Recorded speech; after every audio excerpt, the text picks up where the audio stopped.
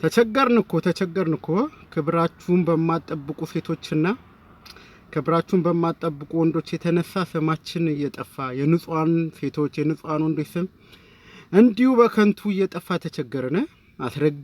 አስረግዙኝ ጠፋ። ታዲያ ስትሰጪው እንዳታረግዢ ነው። ምን አስባችሁ ነው? ታዲያ ምንድነው ያሰብሽው? ስትሰጪው ምን አልማዝ እንዲያወጣ ነው ወርቅ እንዲያወጣ ነው የሰጠሽው? መጀመሪያውኑ እዛ የምትፈልጉትን ታደርጉና ስትቀጣቀጡ ስንት ጊዜ ያሳልፋችሁ እዚህ ሚዲያ ላይ መታችሁ እንደዚህ ክብራችሁን የሚያዋርድ ለክብራችሁ የማይጨነቅ ነገር የምታደርጉት ማለት ነው። በመጀመሪያ ተስማምታችኋል ነበር እንዴ? ያንን ሁሉ ነገር ታደርጉ የነበሩት ያለ ስምምነት ነው እንዴ ታደርጉ የነበሩት? እናንተውስ ማል ህፃን አለ? ትልልቅ አይደላችሁ እንደ ወንድየውም ሴቷን ብትሆን ትልልቅ ናችሁ በሙሉ። ምንድነው እንደዚህ አደብ ማገዙት? ምንድነው እንደዚህ ስነ ስርዓት ምናምን ያጣችሁበት ምክንያት? ሰው እንዴ ለራሱ ክብር የለው? ምን ይባላል ሰው ምን ይልኛል ምናምን አይልም። ችግር እኮ የገጠመው አካል ችግር የፈጠረ አካል ያላችሁበት ሀገር ህግ አለ። በህግ መጠየቅ ነው።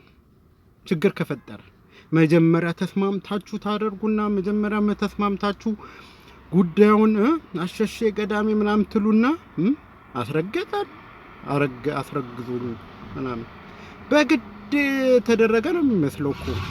በግድ የልባችሁን ስበስ ተሰሩና መታችሁ የንጹሃኑን አርፎ ስርዓት ይዞ የሚሰራውን ተከብሮ በትዳሩ ያለው የሚኖረውን ሰው ስም ነው የምታጠፉ ያላችሁት። ምን አለ አደብገዙ? ምን አለ በስተካከሉ? የሄዳችሁት ለስራ ነው። ከስራ ውጭ መታችሁ ሚዲያ ላይ መታችሁ የራሳችሁንም ክብር የቤተሰባችሁንም ክብር ምንድነው መሸቂያ የምትሆኑት?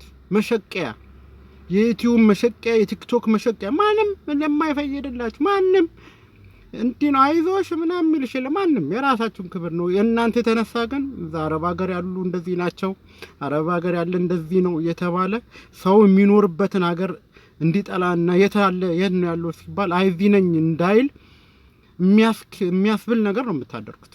አረባካችሁ አደብ ግዙ። ሴቶቹ በተለይ በጣም ስነ ስርዓት የሚባል ነገር የላችሁም። ለራሳችሁ ክብር ይኖራችሁ።